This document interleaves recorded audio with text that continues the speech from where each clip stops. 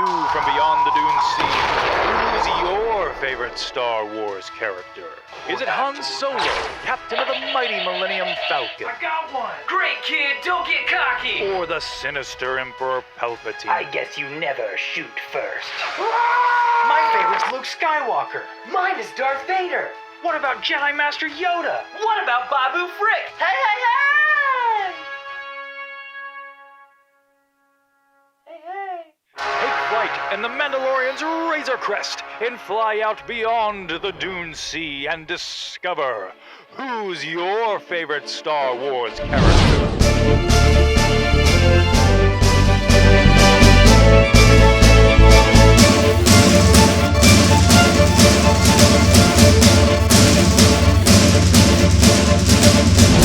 Welcome to another episode of Beyond the Dune Sea.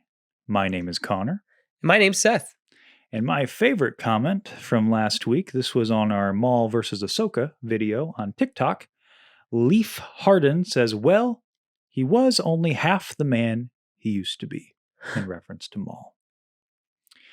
And then I replied, I'm very upset I didn't think of that myself for the title of this video. So he got one over on me. That was good. Yeah. And my comment is from YouTube on our video last week, our second Kenobi video. And this is from Pixel Joker 95, a civilized conversation for a more civilized age. And wow, another Star Wars creator that awesome guy. That very cool. I can't wait to see your Kenobi edit when it gets done. Like, yeah, very, very cool that you decide to comment. Very, very fun. If you guys don't know, Pixel Joker, check it out. He's doing a big re-edit of the Kenobi series into a movie, and it not just an edit. No, like it is. This goes beyond just an edit. It's there's really stuff cool. going on. He's fixing how certain characters looked, how certain backdrops looked. I mean, he might even fix a lot of my problems with it. That's what I'm kind of excited about. That it's like I think that when it all gets said and done, maybe we'll have to take a look at Kenobi. I would love to watch his cut when it comes out. Yes. I just want to watch it as a fan because I've been following his videos for a while. He's good. So check out his videos. Yes. There's some good stuff. Pixel Joker 95 on YouTube. Check it out. Yeah, and thanks Pixel Joker for checking out our stuff. Yes, thank you. We appreciate it. And speaking of checking out our stuff, I want to take a moment at the top of the show here and just first of all, very happy Thanksgiving to everybody. That was yesterday. Theoretically, when this video goes up for a lot of you guys. So if you're in the States, happy Thanksgiving. I know that I will have probably been ready to pass out from all the good food, that I've had by this time. In the future. What's that? Tryptophan. That's the chemical that's in turkey that makes you tired. Really? Yeah. Well, how about that? Yeah.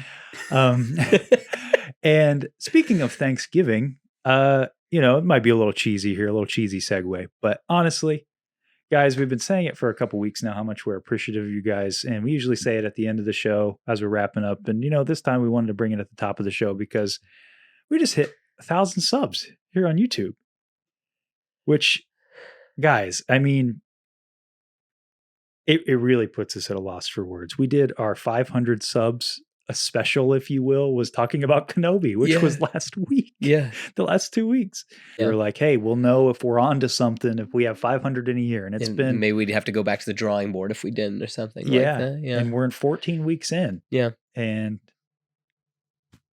once again, guys, thank you from the bottom of our hearts so much, really, just for making this happen and for enjoying what we're doing here. The many friends that we've made, just wanted to shout out, DiamondFigs, Will from DiamondFigs, Tony, Star Wars 66, Colin Grayson from MortisFM, Matt and Nick from the StarWarsTimeShow, like all these creators that have just, embraced us and helped us. Welcomed us in. Yeah, really. Because I mean, let's be honest, like a lot of content creators on YouTube. Yeah. Yeah. And who would have thought another couple of guys chatting about Star Wars, people would another care group. about it. Yeah. Yeah. So seriously, thank you guys so much. But hey, we're going to leave it at that because that's not why you're here. You're here to see this because guess what, guys? The board is back. It's back, baby. It's back. Yeah. I'm so happy you guys like the board, at least the ones who have commented about it. I think physical props are so much fun. No, I agree. It's just, it's just an added element. I like it. Yeah. So this week, is a top 10. We said last week it'd be top 5, but Yeah. that was tough. Dude, so hard. It was hard. I couldn't do it. So hard, yes. I couldn't do like we kept talking about it. And it was like, oh, how's your list coming? Not good. You're like, I got 7. I'm Yeah. like, I don't know more than that. How are we gonna do this? Yeah. So it's 10 now. So when I say favorite character, what does that mean to you? Oh my goodness. Well, I mean, like, I think it's a character that, like, stands above the rest. I mean, like, I think that, like, you can see a little bit of yourself in them, or maybe you want to be more like that person, or maybe they're just so good at being horrible that you just love to hate them. Like, if that makes sense. There's plenty of those guys. Yes. And I think that, like, a lot of that was, like, kind of like what I looked into when I was kind of, thinking about, like, who are my favorite characters, not only within Star Wars, but within any kind of fiction. Yeah, media in general. Right? Media, yeah. So for me, I really had a hard time with this because I was going back and forth. There's a couple characters that I knew would be here, you know. That's not really going to surprise anybody. Yeah. But I had to really get down to what makes a character my favorite character. A little bit of soul searching. Yeah. Yeah, you got to look in yourself. Yeah, exactly. Yeah. You can't just be like, I like him because I like him. No, yeah, I know. No, I mean, there is an element of that. There's an element of that. Yeah. But I'm like, what makes this character one of my favorite characters? Like, and so I kind of boiled it down to 3 things. Number 1 is just the cool factor. Rule of cool. Yeah, the rule of cool. Yeah. There's a lot of that in Star Wars. Cool guys in helmets, It's true. like just Yeah. So there is a bit of that. Yeah. There is a bit of like, what is my mental image when I think Star Wars? Like, what character pops in my head? What character pops in my head when I think of a movie or a show? And when I think about Star Wars in general and movies and shows, a couple very specific characters pop in my head almost every time. But the last one, and this is the most important, is how am I impressed, touched, or inspired by their journey?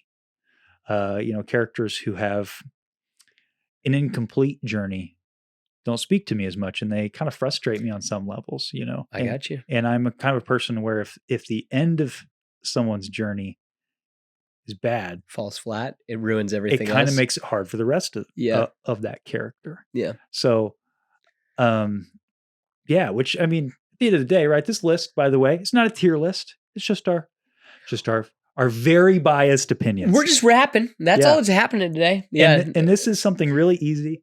Please throw your top 10s in the comments. Yes. And love to see them. I want to preface before we get started that it's like mine can shift around a little bit and stuff. That it's not like, this is like solid. This is my number 7. Yeah. That it's like can't move. He can't move or she can't move. That it's like, no, like, I mean, I just really enjoy these characters, and these are slightly more or ahead of the pack than the other, the other ones. Yeah. If I made this list tomorrow, it might be entirely different. Like, there are several characters that aren't on the list that I was like, do I trade it out? Because I love so many of these characters. So, so this is, like I said, this is just our very biased personal opinions. We're just having fun. Let's start out. Any good list has to have an honorable mention. It's true. Or really just an excuse to put one more guy in there that you couldn't before. That is true. That is true. But we got to keep the honorable mentions brief. That's what makes them honorable. It is true. So you go first. Honorable mention. I have to go first? Yep. Oh, goodness. Hold on. I think I will give it to, Mr. Count Dooku. Okay. I know. I mean, he is a... I think what really did it for me was the backstory told in Tales of the Jedi. Yeah. I think that just the fact that, like, it's just really interesting that, like, I don't think he's all bad. I think that he's trying to do the right thing. Unfortunately, the means are wrong. And he's got the swag. He's pretty much Dracula. I mean, like, even like, because he did play Dracula. So I think that's really cool. He's a count. I love the whole that he came from a rich family. And so when he left the Jedi Order, then now I can fund the trade or the Separatist army. And then who doesn't love, Form 2 lightsaber fighting with his curved hilt and everything that he can just own everybody. Yes. So, and I'm not in the camp that he was even like a true Sith. that I really? think that he could tap the dark side probably, but I mean, we didn't see any yellow eyes. We didn't see any Mhm. you We know. did on occasion in the Clone Wars. Oh, okay, in the Clone Wars. Okay, all right. I don't remember that off the top of my head. On any of his- occasion, he okay. dabbled in the yellow eyes. Yes. Okay, all right. Well, then maybe okay. Maybe I'm wrong. Maybe I'm wrong. Maybe he is a true Sith then, because I think that is a telltale sign. But yes, that I think I'm gonna go Mr. Dooku. Count Dooku. Yes. That's cool. Yeah. He was a guy, he didn't make my honorable mention. He didn't make my top 10, but just as an excuse to talk about the man. I like him more and more as I get older. Mhm. I appreciate his character, especially with Tales of the Jedi and Yeah. like some of the books like Jedi Lost and Mhm. like even the what was that book? The Sith book. Was it like it wasn't Tales of the Sith. I forget. There was Oh, that I know. Yes, the Book of the Sith. Book of the Sith, something Yeah, like that. where There's like a he's bunch of leaving canon notes. stories. Yes. Yeah. Mhm. All that stuff is really good. Yeah. He is a really fun character, and also Christopher Lee. Yes. I mean, legend. He's pretty much Saruman. Yeah. Like, it's so awesome. And let's not forget too that like you remember him in Gindy's when like they Mhm. make Grievous such a threat, Yeah. and the next thing you know, you see Grievous training with Dooku. Yes, that's one of and my favorite scenes. Just owns him. Where it's like, dude, like Grievous can take like 4 Jedi at once, Mhm. and then it's like he can't even handle Dooku, which is just oh my gosh, And- so and cool. he's- Training a Saj Ventress too on top of that. Yeah. It's just He's kind of a good stuff. tragic character too. Like, you know, he Yes. really thought like the betrayal in his face when he looks to Palpatine when Anakin's about to behead him. yeah.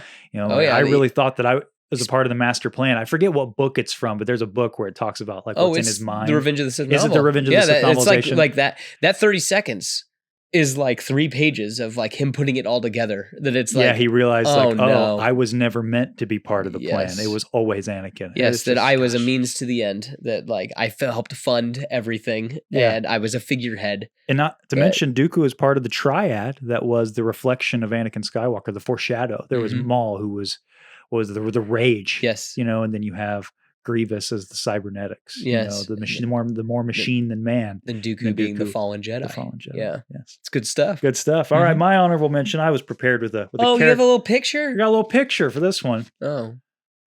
I don't have a picture. I give it to my man, Din Djarin. He didn't make my top 10.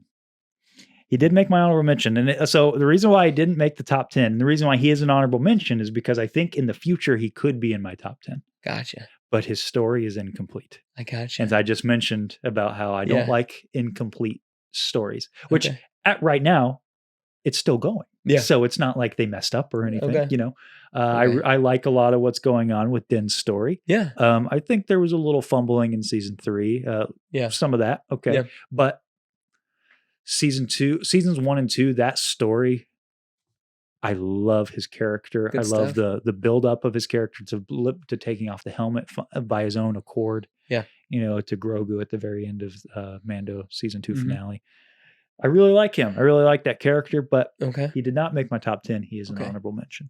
All right, so let's hit me. Hit me with your top 10 or with your number 10 in your top 10. My characters. number 10. Well, first off, he never eats, he never sleeps.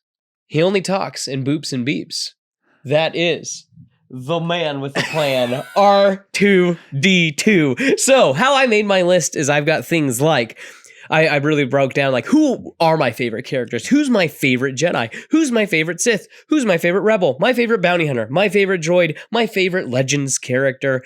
And then random stuff. So, what I love about, R2D Toa, as some would call him, that,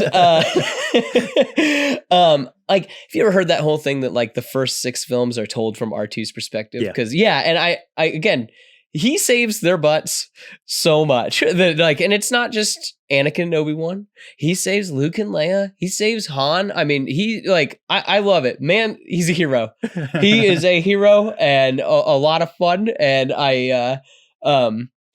the older I get, the more I like C-3PO, but I think that, like, he's one of the standout characters Yeah. in that first A New Hope film. Yep. So yeah, that Good R2D2, choice. yeah. Good choice. I'm Mhm. like, it killed me not putting him. I'll spoil C-3PO's not on my list either. Yeah. It killed me not putting them in my list because when I was growing up, like those 2 characters, Yeah. I was obsessed with them when I Mhm. was a kid. Yeah. I loved Another thing about Star Wars and characters is their silhouettes. I was going to They bring cut that a up too. silhouette. Yes, they have to cut a silhouette. And like those Yeah. guys in particular, like you can picture in your mind C-3PO with his arm up on R2's head. Yeah. Like they cut a very specific, like you just gave me an outline of their silhouette. Mm-hmm. I would know exactly who they are, and that would also make just a nice piece of art. That stuff Sure. exists out there where it's Yeah. like double exposure art with those characters. And yeah, R2's the man. Yep. R2's the man. He's so good. He is awesome. He is so good. My number 10 is a Legends character. I didn't do quite the same thing you did with like the categories. Yeah. I more did like a basic. Yeah. Really, I don't consider my list to be in order per se until we get to like the top 3. Gotcha. But this guy, Galen Merrick, Star Killer. Star Killer. Wow. Sam Witwer's back. Yeah. Yeah. So the reason I got him as my number 10, I grew up with these games, and I remember playing through Force Unleashed for the first time, and the opening scene where you play as Vader and you're going on Kashyyyk and you fight the Jedi, and then that kid grabs Vader's lightsaber. Like, that's nuts. This kid stole Vader's lightsaber from him. And I know he's overpowered and stuff, but really that's just a gameplay mechanic at the end of the day. It's not that I love about him. I can boil down everything I like about him in actually the second game, which I love the second game a lot. I was talking to DiamondFigs on their stream the other day, and he also is a huge fan of the second game. I remember when I played the second game, it was one of the first video games I ever played that actually made me think about some deeper concepts, because there's the elevator ride with him and Ram Koda, and they're talking about like his memories of Juno and the concept of what really makes you human. Yeah, what makes it real? Yeah. Yeah. They're real to me. And that's all those you need. memories. Yeah. And I remember that hitting me so hard as a kid. I was like, because like my brain couldn't handle it. I was like, okay, he's a clone, but he's not the same guy. But the game's trying to tell you like, well, what makes it like, it's all about the soul at the end of the day. Like they were trying to tell like the story about a spiritual story. It's a shame they never finished it. It is, because they set up something really cool at the end, but yeah, I mean, the first game is better, I think, just as a video game, but I think I like the story from the second game better, because I liked when he goes to Dagobah and this clone is trying to find himself. Yeah. And he has all these memories. Yeah. Because it's not like the clones we get in like Clone Wars. It's not like they all have Jango Fett's memories. This guy, I mean, in Force Unleashed 2, Galen Merrick's clone, because Galen Merrick dies in the first game, spoiler alert, his clone has all the memories of the original Galen Merrick. Yeah, he's still in love with Juno Eclipse, and he's like struggling with this idea of, am I really this person or am I another person? And the game doesn't really answer that question. Yeah. It kind of leaves it open, like, is this another guy or is this the same person? Mm-hmm. And it's kind of one of those other ideas about like a Jedi, I like to think of it like maybe Galen, he didn't become one with the Force because he never had that training. Well, he did, but he couldn't retain his consciousness, right? Maybe he did in a way. Oh, and he kind of pulled a Sith and hopped into another body. Yeah, maybe this was like the Jedi version of that or something, because I mean, we also know like when the Sith start meddling with stuff like this, the Force fights back. Oh yeah. So yeah, your body starts deteriorating and things like that. So Vader and Palpatine were trying to create something here. Yeah. And maybe the Force was fighting back, kind of like the theory of Plagueis and Palpatine, trying to create life. Yeah. And Anakin's created, which works for them in a way. Maybe not. I think that's going to be an always an unanswered question. And it's good that it's I love that it's ambiguous, but there are hints that it is what happened. And so I think this character is just, I remember that really sticking with me as a kid, and he's just a cool character in general. I think I understand it might have been difficult to do, but I think he was the ultimate foil to Ahsoka. Yeah. And it's a bummer we never got that. No, I gotcha. You have Anakin's apprentice and Darth Vader's apprentice. There's still time. You never know. Maybe, yeah. I had some hopes for Marok, but I get it. I get it. Yeah. Yeah. So he's my number 10. Okay. I think he's awesome. Okay. My number 9, also a video game character. Put you down there. Just so you can zigzag up to your number 1. Okay. All right. Also a video game character. I'm giving a little love So Miss Iden Versio. I knew you'd have her on your list. Yeah, I just think that Inferno Squad is really neat. I think that she's a really neat character. And, you know, kind of like Galen Merrick, you get to play her story. And her story is a lot of fun. I mean, it's typical, you know, Imperial learning the error of her ways with just realizing how bad everything is with Project Cinder and stuff like that. And it's like, oh my gosh, these guys are into some stuff and I'm not into it. And then, you know, flip flops to the rebellion, or the New Republic at that point. But yeah, I mean, I also think that it's BA. Like, this is also one thing I love. I love that the actress showed up in character at EA and like cut a promo, for lack of a better term. It reminds me of Loki at Comic-Con when when Tom Hiddleston showed up for Dark World. Like, I really appreciate that. I think Inferno Squad's great. You should read the book. She's actually at the battle of the first Death Star. And it's sad that it happens twice to her. Is like, there's that brilliant flash and she looks and the Death Star's gone, and it's happened twice to her. And she thought they were on the cusp of winning both times. And it's just, it's neat character. I like her a lot. Yeah. I had a feeling you put her on your list. I knew you were a big fan. Yeah. I remember Battlefront 2 when it came out. So I was like everybody, a little disappointed with Battlefront 1. And this came out, and I'm a campaign guy. I love playing the campaigns. So this campaign was really fun to me. It is. It has arguably one of my favorite post Return of the Jedi Luke Skywalker moments. It's got a great moment. Campaign. Yeah. Really great characters all around. Iden Versio, great character. It's good stuff. Hey, that takedown. Nice. That takedown. You remember doing that move where you can walk up and choke people and stuff like that? It's just like, it's good stuff, man. She's cool. She's fun. And her little droid. What's her little droid called? Do you remember? Is it DO or D? That's that's the one in Rise of Skywalker. Or D. Oh no, you are right. ID10. ID10. Yeah, I thought it was like a DO or something. But yeah. ID10. I think that's sick that it hangs out on her back and it can scan and stuff like that, or go out and fight guys and things like that. It's good. And she's great in multiplayer. That's the other thing that's fun. You know, I like charging up that gun and shooting it way out at people. So it was a great way to have a different type of protagonist for a Star Wars game that isn't like, I love Cal Kestis. I love that game, but this was cool because it's different. Yeah. You know, she's a different type of character to play as, like a different player character. Yeah. I like too that she's just not a Jedi. Yeah. Yeah. There wasn't like a little thing in the middle of the game where it's like, oh, wait. I'm force sensitive. No. You can just be a hero. A normal person can just be a hero. Can do the right thing. Yep. And that's what happens. She chooses to do the right thing. Yep. Yeah. Cool. Cool. All right. Next one up. My number 9. Princess Leia. She'll always be royalty to me. Yes. Yeah. So I have a couple reasons why she's in my top 10.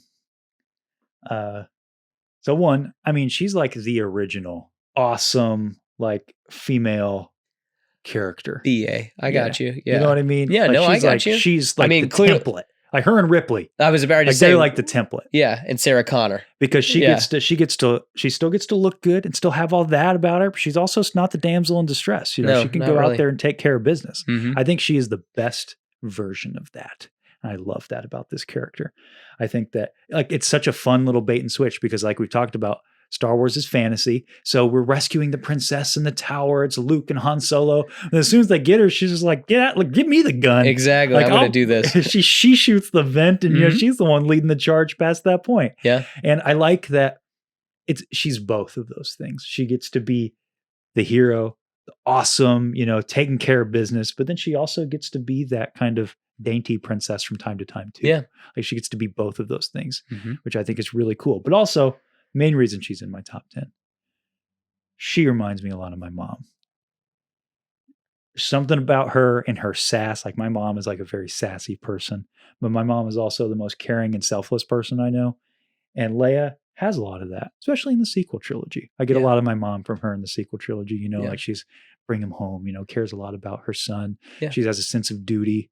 Like she will do something for everybody before she'll do something for herself. Yeah. And that describes my mom to a T. And my mom is always, I remember when she passed, my mom's the one who called me and then told me about it. And we talked about it. And to this day, she still will get me things like that are Leia related. Like she got me actually it's right here. I can reach for it. It's really dusty, but the year she passed, my mom works for a company that does a lot with silver and coins and stuff. And this was like sold out, but it was a commemoration coin of Leia. Yeah. For that year. So that's why, I mean, she's, Star Wars has a lot, like always like personal connections with times in my life. So that character means a lot to me for that reason. Like I got to see Carrie Fisher the year that she passed. It was a few months. She was at Chicago Comic-Con. I watched a panel with her. She was really funny. Was she blowing glitter on people? The one time I saw her, you knew you'd seen Carrie because when you had when you went and saw her, she literally would blow glitter on them. I think she was doing that. I remember in her panel, one of the funniest lines that she had was about how she was really excited about learning about the new characters, and then she was like, "But oh my gosh, my son is Hitler!" Goodness, okay. Well, that was Carrie. You know, she was very bombastic, and very and very sassy and abrasive. You know, but in like a really funny, charming way. Yeah, like an aunt that like exactly. Like, don't say that. Yeah, right. But you can't stop her because you got to be respectful. I know. So I remember hearing her say that. I was like, wow, you know. But also, she's not wrong. I gotcha. So she's my number 9. Okay. She could float higher, you know, but that's kind of just where I had her. But so that character means a lot to me. Okay, well, we're still going down. For my number 8, I guess we're to who's Seth's favorite Legends character in Star Wars? That would be none other than the Hand of the Emperor, Mara Jade. And gosh, I mean, even we talked about it that just this character's entrance for the first time in cool. Heir of the Empire, that in the you get the vision with Luke, and then she catches the lightsaber and takes it from him over when they're over at the Sarlacc. Like, how cool is that? I just love the idea that there was someone else floating around that was basically Vader, but also kind of like James Bond / Indiana Jones that was doing things for Palpatine. And unlike Vader, who were like, I'm not 100% sure if Palpatine actually liked Vader, he liked Mara Jade. And I think that that's so cool. And they back worked that she was there, like in Jabba's palace, she just couldn't go. And so I think it's cool that starts out like some of the baddest of the bad. Like she is not a nice lady. No, she's not. No, but there's a face turn coming. And because I know you're not there in the book yet, so I don't want to spoil too much. But goodness gracious, she turns into a powerful ally for the good guys, and I think that is a lot of fun. Yeah, yeah. I mean, she was like the precursor to characters like Asajj Ventress. That's true. Like the Sith assassin type characters. You know that she was kind of the original. And I think it's cool too that I think. There's not a lot of characters, in my opinion, that can rock a lightsaber and a blaster. Like if that makes sense. Like I'm always just kind of like, nah, it's got to be one or the other. But I think that she pulls it off. That she can. It doesn't matter the weapon. She's going to destroy you. that if it's in her mission to get you. Yeah. And what do you say about George Lucas, who hates this character? I could care less. I don't care. You don't care what the maker has to say? He let them make books. So you know. Have you ever seen that really famous clip where he's choking out Seth Green or whatever? It's a joke, but he's like, get out of my office. Yeah, it's I know that but there was someone who legally was Mara Jade or whatever that did some promotional legally images. Was Mara Jade? That she was what she was going to look like. She did promotional images. Oh, so someone was cast to for promo that's images? Not, legally. Their likeness? Yes, exactly. Because I had some old Star Wars cards that had, and it's all the same woman who were on the cards. Really? Yeah. But granted, it was a shot of Palpatine. They took out Palpatine where all the stormtroopers are lined up, and then she's sitting there like she was there in the conversation, even though she wasn't. But yeah, so I wish I knew more about that, but I do know that there was a woman who did posed for things like that and was the likeness of Mara Jade. Interesting. Yeah. Mm-hmm. I'd like to see this character make it to. I still think there's She's room. my one that if I could bring someone in from Legends, I would like to bring her in. I think that this is my, call it headcanon, not headcanon, but Careful like with that word. like a good, like my not expectations. I don't know what the word is. Like my hopes, I suppose. Yeah. For what they're going to do with this Heir to the Empire story, which is what we're all dubbing it right now, with post Ahsoka, like in this timeline. I think I would love to see this character come in, because there's still 20 years for the sequels. Her and Luke have their story. Yeah. And then she dies. She gets killed before the time. And that also will help, I think, show the character that Luke is. And I think it also helps show that when he rises back to face the First Order with a laser sword, as he says, I think that helps with that. Yeah. It makes it a lot more than just my nephew had a bad dream, Yeah. And well, I mean, did you know she's not alive in Legends either? That she gets killed? I did not. By Jason Solo. Oh, okay. Who is Darth Caedus at the time? Oh, well, see, then there's a through line. That's what I'm saying, is that you could make that work. Ben Solo is basically Jason Solo. Yeah, exactly. She tries to go all Sith assassin on him and everything, and like he has to resort to cheating. Basically, he ends up poisoning her with a dart. And it's really sad she doesn't become one with the Force, because they need her to find. Interesting. She needs them to find her body. She eventually becomes one with the Force, but like she doesn't disappear, because she's like, I need you to find my body so you know why I died. Okay. Yeah. So like the poison, they could track it back to him and everything. That it's like. So there was I don't want to get off of too much of a tangent here, but there was a fan film that came out a couple years ago. It was like a CG fan film. It was pretty good. Yeah. But it was basically what happened to Luke like after Ben Solo's fall. But there's like a little bit of time in this fan film, of course, not canon. Yeah. But there's a little bit of time before he goes to Ahch-To. I could see something like that happening, like Ben falling and then Mara maybe trying to hunt him down. Like she goes rogue because she's like, you did this to Luke. Yep. And then she gets killed, and that's the final nail for Luke to just be like, I'm going into exile. I can't do this. Yeah. I would, like I said, it's one of those things like you can't get excited for that. No. And again, like when she shows up in Legends, it's usually a good time. Yeah. That's all I got to say. And you're reading Heir to the Empire right now. And I'm getting to the point where I'm kind of, I'm cool with, having both stories. Yeah, no, and it's fine. That's what I was going to say. You can start, there's Star Wars for everybody. Yeah. So yeah, if that's your Star Wars, that's cool. One of these days, we're going to get printed out. Oh yeah. So, okay, back to it. Can't waffle for too long. Yeah. Speaking of, my number 7 or 8 is Mr. Ben Solo himself. This was the one slot I debated hard on. Yeah. I was like, I don't know. Yeah. So first off, with this character, I mean, he's the best character in the sequel trilogy. Let's be real. I wonder if Adam Driver's back hurts from carrying all those movies. I know, it's such a bummer, because I wanted to put Rey on this list too, but I don't like her arc in the last movie. Yeah. Which is a bummer, because they set her up for something interesting, at least in Last Jedi. Yes, they did. As much as I have issues with that movie, they did do some cool things with her. Yeah. And I really like her in The Force Awakens, like a lot. I think she is so charming in that movie, and she's so likable.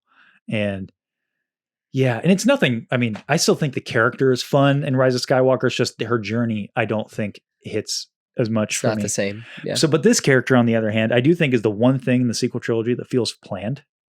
Like his arc feels pretty complete. And I really like that. And the one thing about Kylo Ren that I've always liked is that they took a real life problem and put it into the character, which is, how are you going to top Darth Vader? How are you going to do that? You can't. Make him a fanboy. So take that fear and put it into your character. He asks that question of himself. How am I going to top Darth Vader? Yeah. How am I going? And even Rey tells him that, you fear that you'll never be as strong as Darth Vader. Yeah. I think that was such a cool and unique thing to do, because that was, I mean, how do you top the greatest villain in cinematic history? You don't. Yeah. So make that your character's issue too.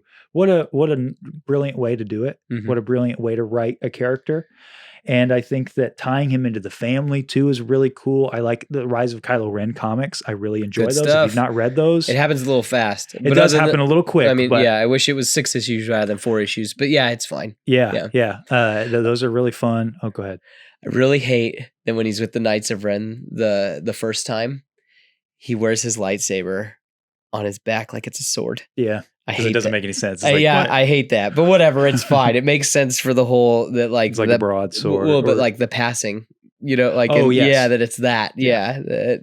So I like how this character's story ends for the most part. I still Yeah. think he should have been fighting Palpatine with Rey, but I agree. I like that. I mean, he did finish what his grandfather started. He did learn how to save the people he loved from dying. He did. I mean, it was a little Well- clumsy. They fumbled it. I mean, they tripped over themselves a little bit in the process, but I think the core message of this character is really fun. I think it's very Star Warsy. Yes. So, Ben Solo. All right. So this is the Seth character. All right. That's what number 7 Okay, gets. the Seth character. This is the Seth character. And that is none other than the Marshal himself, Cobb Vanth. Oh, Because okay. why I call him the Seth character is it's like, when you're a little kid and you're like, oh, I want to make up my own Star Wars character. That's what Cobb Vanth feels like to me. He feels like who wouldn't want, like, it's literally playing in the sandbox where it's like, oh, well, we have Boba Fett's armor, and some guy just finds Boba Fett's armor and then decides to do the right thing with it. And gosh, what a good episode of Mando. Like that. Oh man, it's so good. And I will admit, I am very afraid where this character is going to go, but I don't care. Like that is I like Timothy Oliphant. I've liked what they've done with him so far. It's less fun now that he doesn't have Boba Fett's armor, but he's still a pretty quick draw. He still stands up to Cad Bane. He still wants to help. I just think it's so cool, the idea of somebody trying to do the right thing with something so horrible and trying to be a hero. Yeah. So yeah, the Cobb Vanth. Okay. Yeah. I don't have much to say about this guy. I think he's okay. Yeah. To be honest with you, it's fine. And I know that it's crazy, but again, like No, I've hey, got all that's these. that's what's fun about these. Yeah, lists. I've got all these categories, and I was like, well, which one like speaks to me, like more so than the others? And it's like, man, like this just feels like me as a little kid, where it's like I would want to have Boba Fett's armor, but I can't just be Seth in Boba Fett's armor. Well, Cobb Vanth is a hero wearing Boba Fett's armor. Like they did it. I can't believe it. Yeah, that's so fun. It's kind of like what I said with Ben Solo. It's like taking a meta thing, like it's not a problem per se, but taking a concept and finding a way to inject it into a character. Yes. I think that's really fun. I always love it when properties are able to do that. Like we rag on Supernatural from time to time on the show. Yeah. But it deserves it. Yeah. But there's an episode, because my wife loves it, by the way, for those of you who wonder, like, well, if you don't like it, why do you watch it?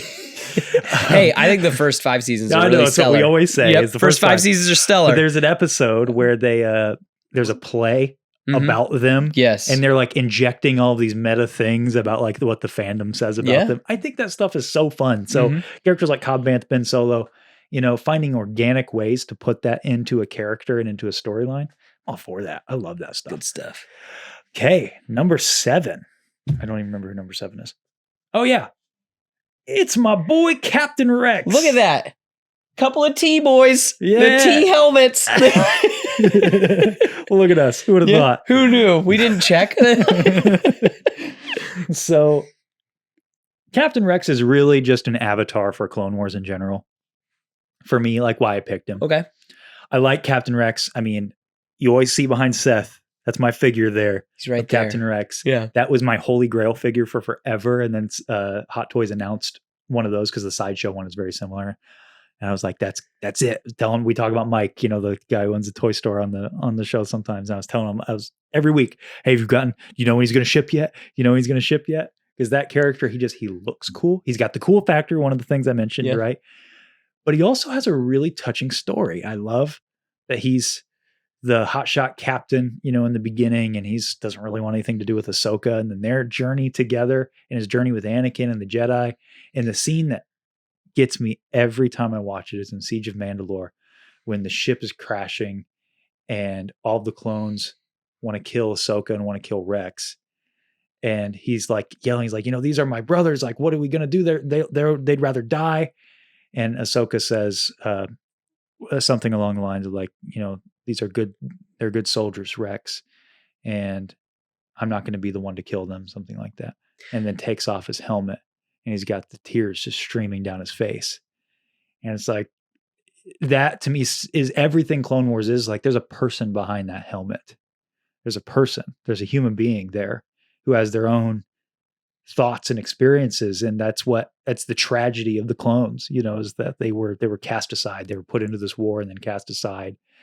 And I think that character embodies it the most, which, I mean, it makes sense. He is, I think, in the show, the avatar for all of the clones. There are other named clones that are characters as well, but Captain Rex has always had a special place for me.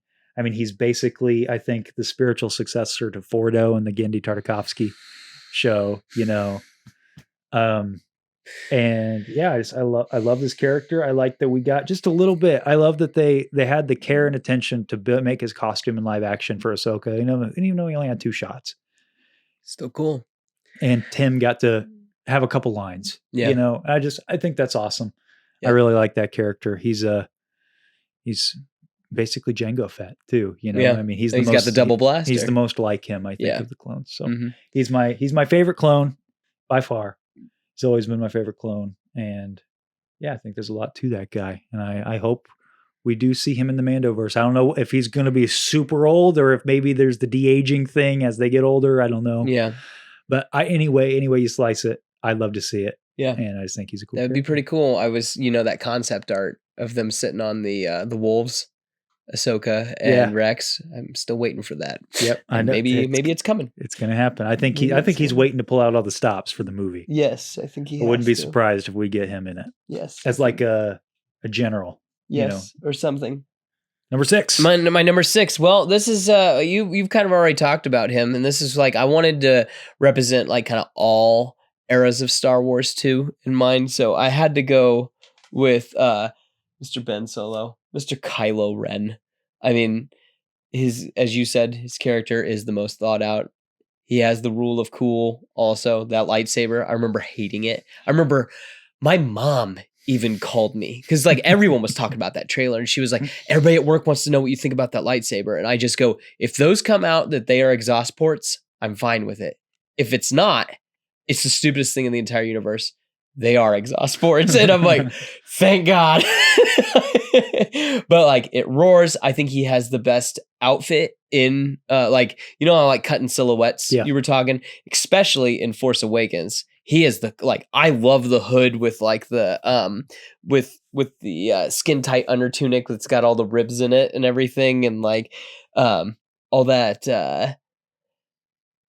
that shot with it, kind of like how he's the boogeyman throughout the whole movie. That like, and you got that shot of the Knights of Ren. It's like, oh my gosh, and then Snoke talking it up. He's the leader of the Knights of Ren, and then unfortunately, a lot of that doesn't keep going, but I mean, he's still like Adam Driver's still giving it like 110%, like the entire time. And all the cast are giving it 110%. It's true, but unfortunately, the script is giving him more to do than all the other ones. Yeah, I think it was it Christopher Lee that had the quote like, you're going to do bad movies from time to time, but it's your job not to be bad in them. It is true. Yeah, it is true. Again, I was trying to represent all of Star Wars with my list, and I felt like I couldn't do that without involving. Like Ben Solo needed to be there. Yeah. And something you mentioned the lightsaber, something I didn't say. I like that his lightsaber is also a representation of him. Oh, it's broken. It's cracked. Yes, the crystal's cracked. Yeah. And the big thing about him, I can't believe I forgot to mention this. Is the whole reason I put him on my list. Jeez, so I'm glad you brought him back up. Yeah. I think it's really fun. Like we've seen Anakin Skywalker, a character who struggles with falling to the dark side. This is a character who is struggling with the light side. Yeah. That's such a unique idea. I mean, I guess it's not a unique idea. It's kind of a natural conclusion, but it's a fun dichotomy between him and Anakin. They're not the same character. And I'll admit, I do kind of like the romance between him and Rey. Like, because that's that whole, like, it's an extra layer of it. It's the whole, like, well, will they, won't they? I mean, they're on different sides, like a little Romeo and Juliet. Should we be rooting for this? He's not a good person, but maybe she could change him. Yeah. Like I've always kind of liked that too. Yeah, I don't hate it. Like I know, like I'm not saying I'm Raylo by any stretch of the imagination, but I think it does add a whole nother extra layer to it that he's a good character. He's a good character. I think it's good. He gets all the cool toys. Okay, number 6 for me. I was just talking about her, honestly, she could have been higher on my list, but I'll talk about her now. Ahsoka Tano. I picked that photo. I was wondering. I think that the people at home should be looking at the pictures that we picked of all of them. Yeah, I think that's. I picked specific ones. Me too. I really thought about it. That Force Awakens is my favorite. Apparently, you like. Well, because I think helmet. he looks the most like, I don't know, in conflict here. Oh, okay, I gotcha. Because by Rise of Skywalker, he's like really on the cusp of he's either going to go one way or the other. Yeah. And he also becomes Ben Solo in this movie, you know, again. So that's why I chose that. But for Ahsoka, this is my favorite version. I love Rosario. I love what she's doing right now. But like I mentioned at the top, I don't know how it ends. So to me, like this character has two distinct arcs. We have what happens in the Clone Wars, and then we have everything that happens after the Clone Wars. And it's that Siege of Mandalore arc with her, it's S tier Star Wars for me. We talked about it in our tier list. If we break it up, which we should do that sometime, that'd be fun to do a tier list of the Clone Wars arcs. Yeah. That's S tier for me. It is the only thing, in my opinion, out of any of the shows that can sit right up there with Revenge of the Sith, Return of the Jedi, Empire Strikes Back. Well, I mean, it's a companion piece to Revenge of the Sith. That's kind of unfair, but yeah. But I don't think it's it's unfair. I mean, it's expanding the story from a different point of view. Yeah. I love that you get this stuff with Maul and her, it's all very good. But her arc from going from annoying Padawan that you can't stand, which was Dave's intention, by the way. He wanted you to hate her in the beginning so that you grew to love her rather than starting with a character to force you to like her right away. Yeah. Which is a brilliant idea. Yeah. She really grows on you in the series. I think she comes into her own here. And then the Ahsoka series adds a whole nother layer to that because then you can physically see she's a child. Yeah. During this, I remember we talked about it. I actually was a little jarring. unsure about that casting, but now that I've sat on it for a little bit with Ariana Greenblatt, what's her name? I apologize if I got that wrong. That's going to just top of my head. But her casting, no, it makes a lot of sense. Like when you see her, you're like, no, this is a child being thrown into war. Yeah. And the fact that turning she's into a weapon. Yes. Yeah. And she's so talented and she's so strong. Yeah. I really thought now we're getting to the characters that like I can't order them. Yeah. I really wanted to put her like third. Yeah. But then I'm like, I like this guy, but I can't. So the rest of these guys are not really in order. I shuffled these basically. Oh, really? Except for my top two. Okay. But I was like, because I gotta like. Yeah. No, I got you. And I hope they know that at home that a lot of these are interchangeable. These are just the ones that like, again, I broke these down and doing like, it's like, what is this the best of all these categories? Mm-hmm. Yeah. No, my top two are my top two. If you look at my list, like I've got several like people in each of those categories. Yeah. No, so. I've got my top two are my top two, and those will probably never change. Gotcha. But the other characters, they kind of flip. But Ahsoka, she keeps getting higher, and I think that depending on how her story ends, because like I said, that's a really important part for me. Yes. She could easily be unchanging top three. Yeah. Like she could take that third spot and stay there for me. I really, like I said, I like, and what they did in the show, I think is really cool. The arc of, I choose to live, that mm-hmm. whole arc of overcoming that trauma. I just think it's really well done. I think she's a really well done character. And yeah, I can't wait to see more of her. I'm really digging. I just really like what Rosario's doing. I know that it's different than that Ahsoka, but still. They're extensions. I think what Rosario is doing that is really commendable is that it feels like an extension of this. Yeah. She did research on it, and I don't know if you saw the BTS photos that came out this last week from Ahsoka. Mm-hmm. Like Ashley Eckstein, like her was there on set, and I don't know to what capacity that relationship looked like. Maybe we'll get it in a gallery episode. That'd be really cool. Yeah. But I like that. I mean, Rosario clearly cares about this character, and she cares about making that character consistent. And because sometimes we've talked about this before too, feels like actors can get too in their own head about, I got to make this my own. Yep. She was more worried about making Ahsoka than making Ahsoka Rosario's Ahsoka, and I think that's really commendable. And that makes me really love her and her performance a lot more. So what do we got next? Number 5. We're in the top 5. We are in the top 5, baby. I got like a little silhouette there. I mean, it could be a lot of people, but I was going to say it is none other than the Senate. The Senate. The Sheev Palpatine. And what we were, this would be, my whole, who's my favorite Sith? Palpatine would be my favorite true through and through Sith. That, I mean, gosh, just the long game this man was playing and how he played everybody for so long. And then I love even how they did it in, trying to think of the best way to say it. Because, I watched them 4, 5, and 6. I love that he's only a name dropped in 4. Yeah. 5, he gets one scene. And then 6, yeah, he's only there at the end. But oh my gosh, he commands every scene he's in. He's super scary. Like, he's the thing that, oh my gosh, this is who Darth Vader answers to. And oh my gosh, that, Luke doesn't have a chance. Mm-hmm. Yeah, Darth Vader doesn't even really have a chance. He just has everything's all stacked. It's perfect. And then I love, too, that just, with the prequels, he's only in it a little bit, and that as the Emperor or as Sidious, that you see him only for a couple scenes. You only get one scene of him in Attack of the Clones at the very, very end, but that you see him at the very end with Palpatine, and you see the Imperial March and all the clones getting, and begun the Clone War has, and then Revenge of the Sith, that's the true face of the Sith is shown, and it's just good stuff. And I also love what they've even done now, with the animation and going back and doing other things, Clone Wars, I felt like was getting out of hand, and then with Darth Maul and Mandalore and Savage Opress, and what's my boy Sheev do? He comes in and fixes it all for Revenge of the Sith in one episode. I love Bad Batch getting a little crazy. Palpatine comes in and fixes it all and sets it up for episode 4 in one episode, in one scene, in one commanding scene. Anytime Palpatine shows up, I'm here for it. There's only one time where I am not here for it, and that is in Kenobi. I hate that scene because I think he looks horrible in it.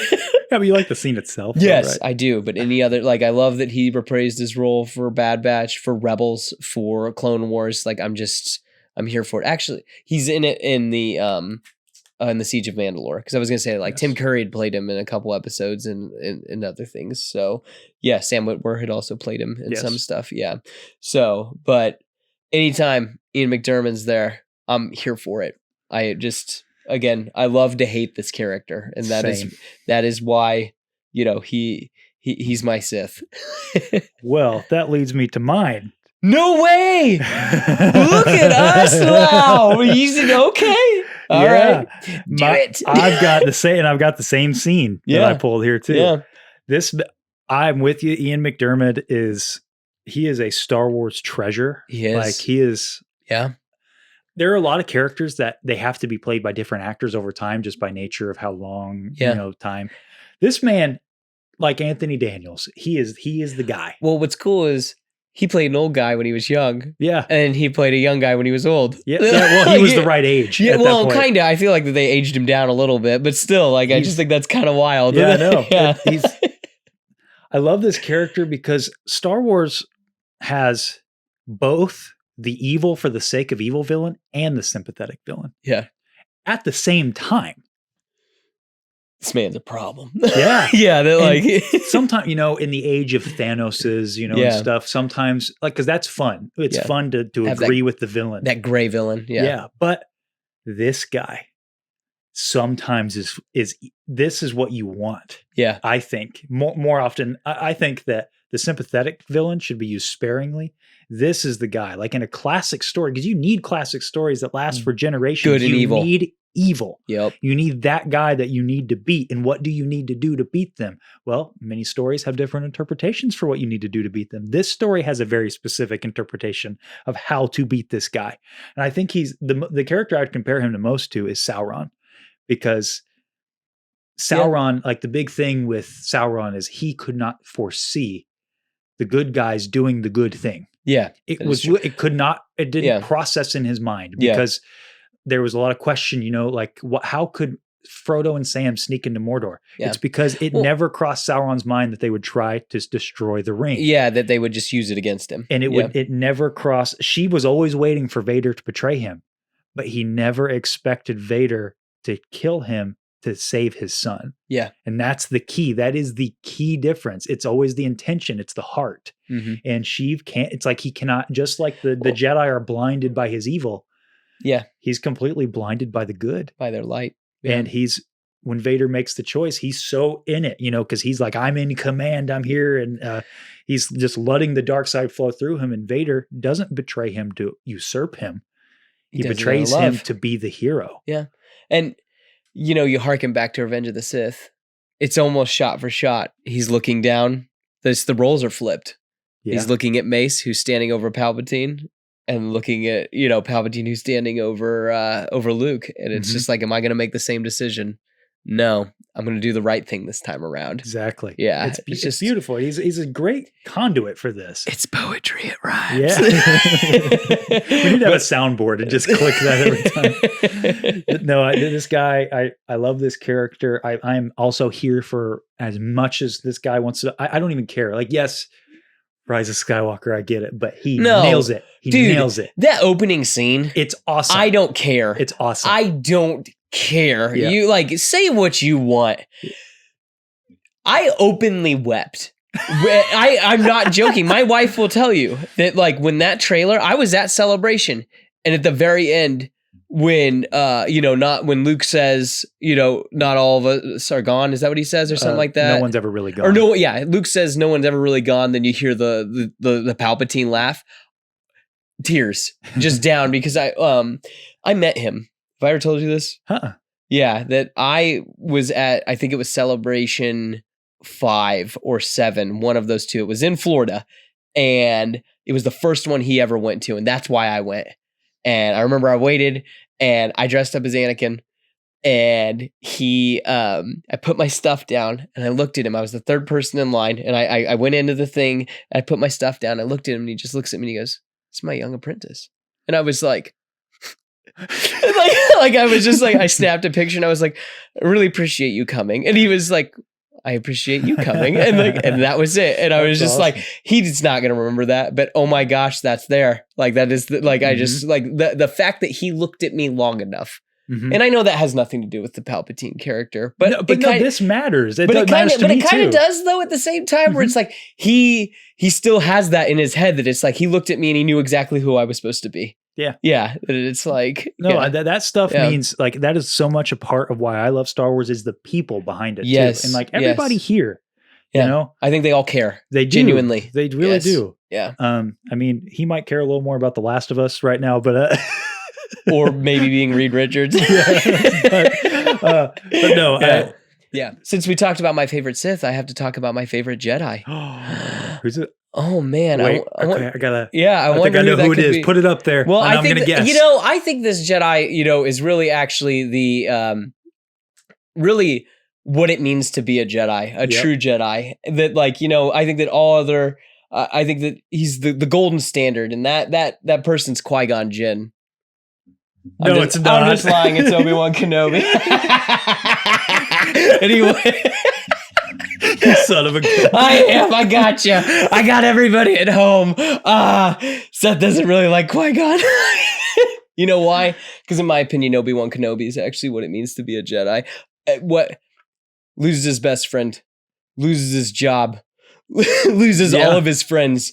Does he turn to the dark side? No. Yeah, he gets a little sad. I will give you that. But he still does the right thing in the end. Mm-hmm. So good. That just again, he is what it means to be a Jedi, in my opinion. Mm-hmm. Yes, and I think that all the other ones strive for that. And I picked Clone Wars Obi-Wan just because it's not Clone Wars, it's Attack of the Clones. Sorry, Attack of the Clones. My bad. I wanted to pick a Gendy, but I'm I don't really feel like that's fair. I think that is a kind of a heightened version of Obi-Wan Kenobi. So, but I do like that moment where that. As you could see, my Jedi powers are far beyond yours. Back down, blocks it. I don't think so. Good stuff. Good stuff. I also really like Ewan. I know that I ragged a lot on him not on him, but on his show. But in my opinion, he is what it means to be a Jedi. I know this is a conversation for a different day, but I think that Luke's more than a Jedi, if that makes sense. That Luke's something else. I think that what in like old Republic and Republic Yes. terms, Obi-Wan's what you want to be when it comes to being a Jedi. My number 4 is Mr. Hello There as well. What is happening? Like, we did not pick these. No, we didn't share these with we each didn't other. know these. Oh my gosh. Hello there. Hello there. So I also agree with you. Yeah. I think that Qui-Gon is the epitome of what the Jedi should be. You think so? I just think It's a conversation Okay. for a different day. Yeah, it is. It is. I just But like, I Obi-Wan- was just joshing because I know that like that reel. Yeah, A lot of people were giving me some sass, and then even on the the podcast last week that you were on, it was some joshing going back and forth about my opinions, but I just felt like I needed to explain that a little bit more than me just saying that Qui-Gon's fine. He is just fine. Anyway, I think Keep that talking. Qui-Gon is what maybe the Jedi, an evolved Jedi should be. And Obi-Wan is the perfect version of what the Jedi are. Okay. So the Jedi Order exists in a certain way, in a certain dogma. Mm-hmm. And I think Obi-Wan is one of the few characters that shows that it can work. Yeah. But you have to be an Obi-Wan to make it work. And not many people, in fact, very, very, very few are an Obi-Wan. True. And I mean, he's the first Jedi. He's the first one you see. Yes. I mean, He's that old wizard he's the old wizard. living out beyond the Dune Sea. Every time. And his character in the original trilogy, being the old wizard and just the sacrificial love that he has of it's not my time anymore. It's your time. Yeah. And my purpose right now is to die. Yeah. I mean, not only is It's a it a noble very thing. Jedi thing, it's a very like Christ-like thing too. He is Yeah. a Christ-like character. Yeah. I really love this. I mean, everybody jokes that he's space Jesus, right? I I mean, mean, there's the memes. Yes. But there are. But I mean, literally sacrificing himself. Yeah. And I'm a sucker for a character that has sacrificial love like that. Mhm. I think that's awesome. But then we go into the prequel trilogy and we learn that like, oh, this guy's flawed. He has a lot of flaws. Yeah. Going into Kenobi, he has Yeah. a lot of flaws. Yeah. But he also He wasn't he's- ready to train. no, Yeah. he got kind of thrust into it. Yeah. And he made the best of what he could be. And we talked about it last week. The door was closed for him Yeah. when it came to the Force. Yep. He had has to work hard. He has And to work for it. Not only did he become a Jedi, he became a Jedi Master on the Jedi Council. And He's he in was the one big of three. He's one of the top, the big Yeah. three. He was Yeah. one of the top generals in the Clone Wars. Yeah. He was the guy. I mean, he is the guy he beat the first Sith Lord in over 1,000 years. Yep. Darth Maul. He fought and held his own against Count Dooku. Yeah. Twice. Well, not so much the second time, but No, the first time. and the first time for a little while. Yeah. Yeah. And then he beat a second Sith Lord Yes. twice. Yeah. Like this is Do you know how many appendages this man has under his belt? He's got a collection. He does. He does. And I think that he's one of the older I get, the more I love this character. I've always loved Obi-Wan, but Obi-Wan is just, for me, he's like the default Star Wars character, if that makes sense. Yeah. He's like the guy that you can always fall back on, you can count on. He's a cool guy. Like when I'm taking photos, for example, for my photography, I don't have any ideas. I know I can go for an Obi-Wan picture. Yeah. Because he encompasses a lot of what Star Wars is. he's comfortable. Yeah. It feels like home when he's around in Star Wars. And all of his iterations, Alec Guinness, Ewan McGregor, James Arnold Taylor. Yeah. They all three of them encompass this character in perfect ways. And I do think it's really interesting that I've brought it up before. I love that scene where Luke first meets Obi-Wan and just how quiet it is and just how he's not dead. Not yet. It's just like he understands his role in all of this. And he's got a spirit, he's got a charm to him in those scenes. He's witty. In New Hope. Yeah. Yes. He's sassy, as Yeah. they like to say. He's got that. I like that. I think a scene that encompasses Obi-Wan better than any other scene is actually in Rebels. When Darth Maul, I love that scene. It's probably one of my favorite scenes in Rebels. And it's not even about the main characters. No. But I love when Darth Maul, or just Maul, comes up to Obi-Wan and says, "Look at you, a rat in the desert. Look what I've risen above." Yeah. Look what he has risen above. Yeah. He's not only risen above you, Maul. He's risen above those petty squabblings. He's risen above Vader. He's risen above everything that happened in the Clone Wars, the fall of the Jedi. He has a purpose now. And then 2, I love the whole, is he the chosen one? He is. It's just like, perhaps he'll avenge us. Yeah. And that he has even love for his enemy. One of his greatest enemies. Yes. He holds him in his arms as he dies, and he buries him out in the Dune Sea as well. Yeah. Which is crazy to think about, that like in the end, these 2 bitter enemies, all they have is each other. Yeah. Yeah. And that's a fun trope too that I like. Yeah. It doesn't happen super often though. Yeah. No. Yeah. But, I think it works. Yeah. So Obi-Wan, he's the man. Number 3, we're in the top 3. My number 3, and this is interesting. I have kind of a weird loophole. This is little Seth's favorite character. Okay, so your child. This is little Seth. Yeah, not my child, like me as a child. I know. Yeah, me growing up. That's what I meant. Like you as a child. Yeah. Yes. So here we go. Like check this out. So when I was a kid, it was Boba Fett, but unfortunately, they have changed that character now, and Din Djarin is now what Boba Fett was when I was younger. Okay. Yeah. So it has to be Din Djarin, but I wanted a picture of the 2 of them because now they've turned Boba Fett kind of into a crime lordy kind of guy. He's just different. Like Din Djarin's the one that's adventuring the galaxy and going on different bounties and doing all kinds of crazy things for people. That was the thing that when I was a kid, that's what that's what encapsulated me. That it was like, oh my gosh, this guy, he's not a Jedi, he's not a Sith, but he can hold his own against all these guys, and he's just a gunslinger in armor that they can't crack or whatever. Reading Dark Empire. At one point, he gets choked and he gets brought down to his knees. And you know what he does? Just unleashes a bunch of rockets on them, and then he runs away from them. Like it's just, oh my gosh, so good. Read Boba Fett, Enemy of the Empire, or Enemy of the Empire. There you go. Boba Fett fights Darth Vader, and he's able to hold his own. Like Vader ultimately, makes him run away, but he's able to hold his own. I love it. So yeah, this is just the only reason. This is the reason he's here is the fact that that it's just kind of representation of my youth, basically. That this was always Boba Fett was my favorite growing up. I had Tales of the Bounty Hunters. I had all kinds of anything I could get my hands on, any comic book, any book, that just so I could get a little bit more information about him, because he was everywhere, but still information was still kind of hard to come by. Mm-hmm. Yeah. And unfortunately, that character's a little different now. Now I've got Mando, but I like Mando for different reasons. That I like that he's, he's Space Dad, and he's taking care of Grogu, and he's trying to do the right thing. And I find that commendable, kind of like Cobb Vanth, that it's like, he's not always the nicest guy, but he's trying to do the right thing. Yeah. Yeah.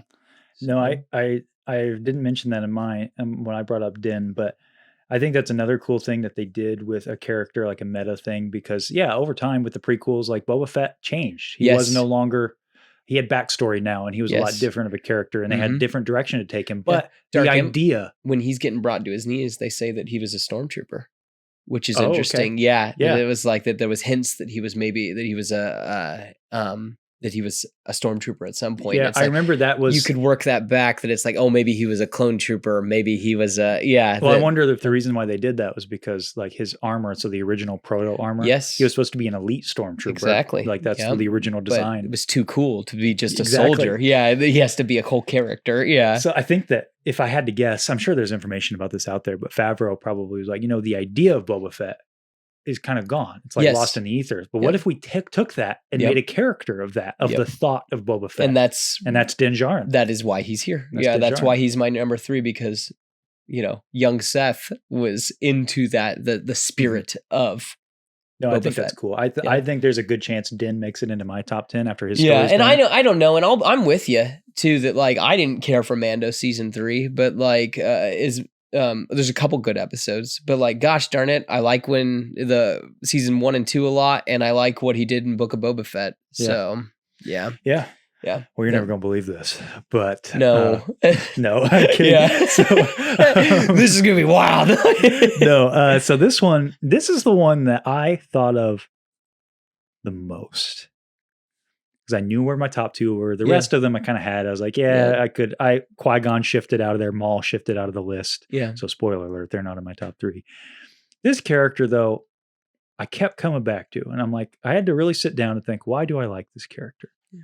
And that is Grandmaster Yoda. Ooh.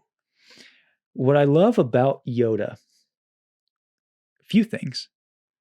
I like that he is just as cool of a character with or without the prequels.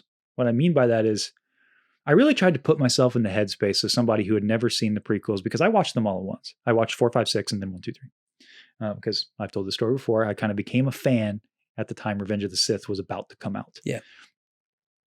So I'm trying to put myself in that headspace because I can't remember when I was a kid. I watched them too quickly. But watching A New Hope, and then, a couple years later, Empire comes out, and like this old Jedi, that's probably just what a Jedi were. They were just kind of a couple of them. Yeah. Were just out, and there were these very secretive, like old, like wizard, sage-like characters. And I think Yoda encapsulates that perfectly in Empire Strikes Back. And if it was just left at that, he's an awesome character. Wild. Yeah. But then we get the prequel trilogy. And I don't think it detracts from that. I know there are some people that really hate that he has a lightsaber. And that's why I picked this picture. Yeah. Because I think this makes his character so much more interesting, is that Yoda is the epitome of failure. And I like that because he's not a character that he knows that. He knows that about himself. He knows that he failed. And he corrects himself. There's a couple scenes that really they get me when I watch him. The one is in Clone Wars. It's his arc with the Wills. Yeah, where he goes into like fights the evil him. What's this all about? And he discovers he was wrong, and that they're going to lose the Clone Wars. And the scene at the end when he's staring at the tree, and I forget what Jedi come to see him, but he's just kind of like, he doesn't really give them a straight answer about what he was doing because he knows what's going to happen.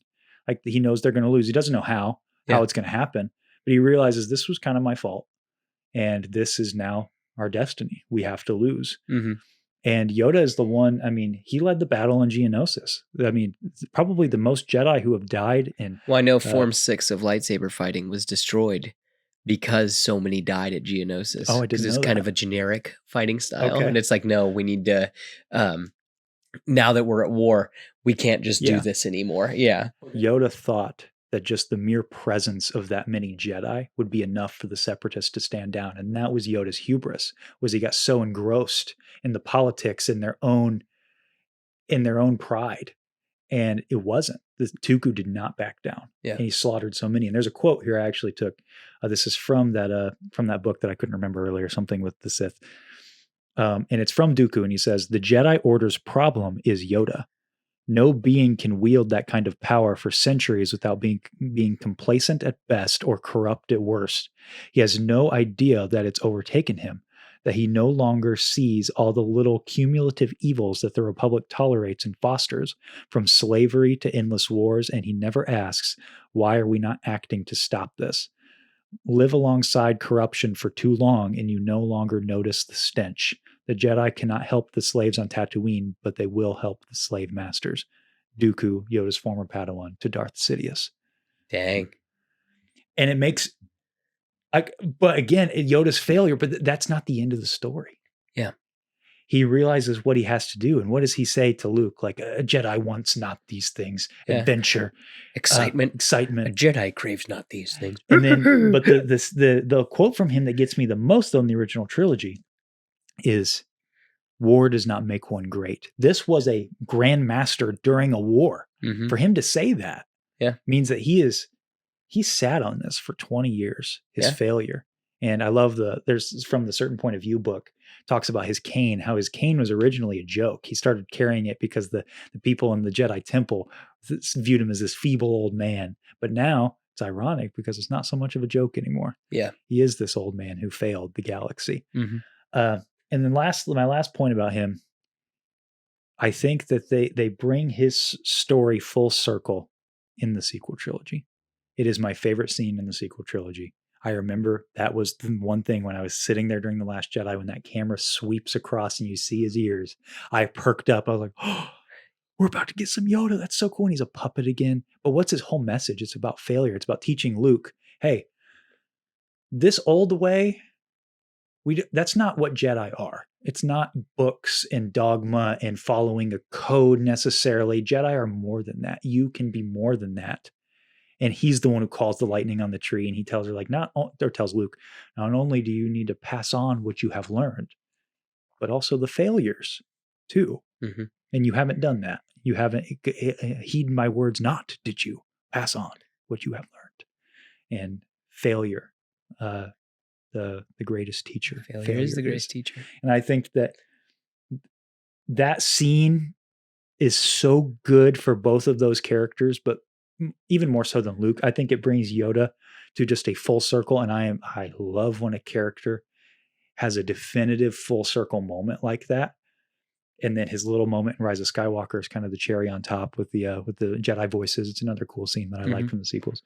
But just that scene in Last Jedi, I know it's crazy because that's my least favorite Star Wars movie, but it's my favorite scene in the whole sequel trilogy. And I love Yoda's thing in there. And and I think that his story is really inspiring about, hey, you might have failed, but brush yourself off. Yeah. Get back up. Get back up. You can do this. Yeah. Okay. Number 2, the top 2. Yep. Number 2. So we've talked about Jedi. We've talked about Sith. We've talked about characters I liked when I was a kid. We haven't brought up Rebels. Oh, I thought you meant the show. Like, no, you don't even like the show. No, I don't. I'm just throwing all kinds of stuff. No. Han Solo, baby. Han Solo. I mean, I like... This one goes way back when I was a kid too. He was always my favorite character in the and he still is probably my favorite character in the like definitely my favorite good guy. Like kind of like how we talked about with him. Like I think that Harrison Ford's performance, especially in those first 2 movies, is just, oh my gosh, this is so good. This guy just is that guy. That like it just, and you know, you hear about, trying to think of the best way to say this, where it's like, you know, when you're a kid and you want to try to emulate, you know, like, oh, I like that guy, I want to emulate him, but like I can't be Han Solo. I'm not cool enough to be Han Solo. I'm over here I'm farm boy Luke. Like that's about the best I got. But I don't know. I mean, it's just a guy, kind of like Boba Fett. I mean, like, or Din Djarin now, that is just like, it's a guy running around space, having adventures with his dog, like, or his best friend, whatever way you want to look at it. Like, that is awesome. He's just a cowboy in space. He is the space cowboy. Just good stuff. Just good stuff. And I mean, and the things that he's inspired, I mean, you know, Cowboy Bebop, Firefly, like just to name a couple, that it's like, you know, other space cowboys that are out there just kind of saving the day, living by their own sense of their own moral code. But then that's what I like too, is he starts out kind of questionable and then turns out he's got a heart of gold. And even though that Return of the Jedi is my favorite, I think that's the weakest Han Solo performance. I feel like he's really just kind of phoned it in on that one. But gosh darn it, he brings it back in Force Awakens, and then even in Rise of Skywalker. Like I get a little choked up with the Ben Solo and Han Solo conversation in Rise of Skywalker. It's the spirit of that scene too. Like that, you know, Harrison came back because that was supposed to be Carrie, you know, and kind of like how you talked about Carrie and your mom. Old man Han reminds me of my dad. The whole, it's not how the Force works. Like that is like that like us working on something. That was him. Like when I was a kid growing up, where I was him putting up the finger, and then it's just like, yeah, we're just a second. Or it's like, that's totally my dad. That and I just something about Han Solo. I also think he is easily like one of the coolest silhouettes in all of Star Wars. And I think he has probably the coolest blaster in all of Star Wars as well. So, and he also flies the coolest ship in all of Star Wars, in my opinion, too. Yes, is that his ride is the coolest. Yeah. Yes. Yeah. I mean, I got it sitting right here for a reason. Exactly. Yeah. Exactly. Well, this isn't a bottom 10, so I can't riff on him. So I know you don't like him. It's fine. No, I just said I'm and exaggerating. What I'm kind of liking is how different all this is. I kind of thought they'd be really similar. I thought they would be too. Well, actually, you said that last night because that you were like, "Oh man, I hope that we're not like they're too generic or whatever." And I'm like, I don't know, man. I got a couple wild cards. I got a couple zingers in there. Yeah. All I'll say about Han, I was joking. I mean, I'm not a huge Han Solo fan. Yeah. No, and I understand. But I have grown to like him more over time. It's another thing, like as time goes on, I've grown to enjoy him. And that's the whole thing too, is like, it's crazy that like, Star Wars grows with us. Yeah. Or it's growing and evolving with us. So I think your opinion should change. I think it's weird if you just stay stagnant. Just kind of stay in, especially when they keep adding more and more stories to these characters. And, I think my reason for why I never really liked him is as a kid, I always just wanted to get back to what Luke was doing. And so every time we weren't like in Empire, they're separated. Yeah. Mm-hmm. So every time we're not with Luke, we're with Han. And I'm like, you're the side quest to me right now. I want to get back to the stuff I care about. Yeah. But as I get older, I see that it's not a main quest and cycle. Like they're both equally important. Yeah. And they connect on like, it's Han's pain that, Vader's using to reach out to Luke. Yeah. And so I appreciate him a lot more as time goes on. And to be honest, the Heir to the Empire book is really helping me appreciate him more too, because he's really cool in that book. Yeah. I like that him and Luke are kind of, in the original trilogy, they butt heads a lot and that's fun. Yeah. But in Heir to the Empire, it's Han and Luke versus Leia a lot of the times. Like they're trying to convince her, like, you need to be a Jedi. And she's like, but I got other stuff I got to do. Yeah. He's originally, he was the only person to wield a lightsaber that wasn't a Force wielder. Yeah. Yeah. That's because really he cool. uses the That's cuts, true. cuts over the tauntaun. Now it's a little different, but yeah. So before I get to my top two, I want to talk about my honorable mention, because we're going to do one more honorable mention to build the tension. But my top two are kind of like, are they a package deal? I'd be very surprised if one of them is not your number one. So, okay. So I don't want to break up the conversation. Yeah. So I'll go with my honorable mention first. That's the Blue Man. Grand Admiral Thrawn. Gotcha. Reason why he's up here in this honorable mention is because this is another character that could very easily get on my list, depending on how they do it with canon. His story ain't over yet, though. Yes. Yeah. So I hope it's better than his ending in Legends. I don't know much. I know. I don't want to. I'm not going to tell you anything. So that's why I'm like, you're reading those books, and I'm not going to ruin it for you. I really like him so far in Heir to the Empire. He's really good. I haven't read in a few weeks, but I need to get back to it. Yeah.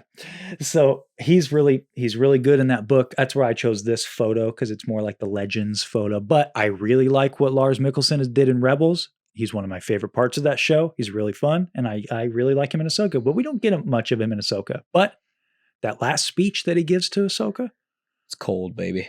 Yeah, it's mean. Yeah, and I like it. Yeah, and I like that these two guys are not the same. No, not really. I think that I don't think he's a sympathetic villain necessarily, but he has goals of his own, but he's also not just mustache twirling villain either. Yeah. I think that they're different people, and that makes them really fun. So that's all I really wanted to say about old Grand Admiral Thrawn. I'll put him down here, I guess. I don't know. Hit your honorable mention. Who you got?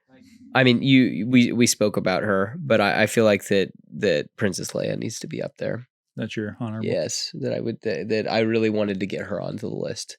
Because again, I think that she's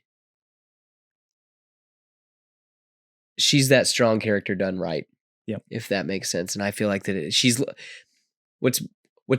she's lightning in a bottle. And gosh darn it, I don't think they've ever been able to catch it again. If that makes sense.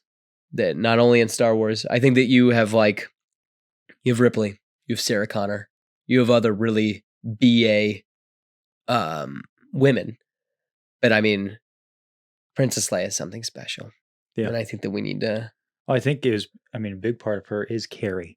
Yeah, big part. And that's it's a hard thing sometimes. You can write an awesome character, and if another person played her, it might not have hit as hard. No, because also actors kind of inform future projects too. Yeah, like you kind of study their performance as a director, and you're like, all right, well, Carrie's got a lot of sass. She's got a lot of personality. Yeah. We're going to put that more into Empire. And Empire is where she's awesome in A New Hope. Yeah. But she shines even more in Empire. Yeah. And I think that she's still pretty fun in Jedi. She is. Yeah. I think Luke, fortunately, her and Han kind of take a back seat to Luke because, they got to finish the story. But she's still great in, she kills Jabba the Hutt. Yeah. How many people had tried doing that? Yeah. And failed? And see, that's what I'm talking about. I love that. she gets to do that. Yes. Like that's her character. It's not Luke that comes in with the lightsaber and cuts the chain. Yeah. Oh no. No, I'm going to choke you out. And then What did she say? She had another quote. It was like, I'm going to choke you out and look good doing it. Or No, something maybe like that was I don't what it know. was. Something Yeah. like that. Yeah. It's funny, but it's like, yeah, it's like that type of character. yes. Top two. It really came down to the wire on these two. Yeah. On any day of the week, they could flip. Yeah. But I really thought about it, and I think my number one edges this guy out just barely. My number two slot goes to Anakin Skywalker, Darth Vader. I knew it. I knew that'd be your number one. My number one. And I love how you did a dual photo as well. We had the same idea. I mean, Yep. it is the most recognizable villain in Western fiction, Yes. besides maybe the Joker. Yes. Yeah. That deserves praise. It does.